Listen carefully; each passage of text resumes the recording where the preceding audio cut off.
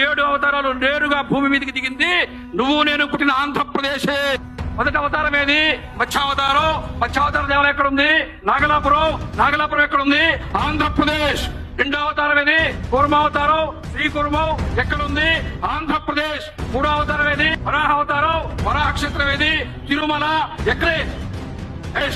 వరాహావతారం తర్వాత నరసింహావతారం ఎక్కడుంది? మహానంది ఎక్కడుంది? ఆంధ్రప్రదేశ్. నరసింహావతారం తర్వాత 5వ అవతారం వామనావతారం దేవాలయం ఎక్కడుంది? పరుచూరు మండలంలో, ప్రకాశం జిల్లాలో, చెరుకూరు గ్రామంలో త్రివిక్రమ వామన స్వామివారి దేవాలయం ప్రకాశం జిల్లాలో ఉంది. వామన స్వామి అవతారం దేవాలయం ఎక్కడుంది? ఆంధ్రప్రదేశ్. పరశురామావతారం దేవాలయము, పరశురాముడు మహేంద్ర పర్వతం మీద ఉంటాడు.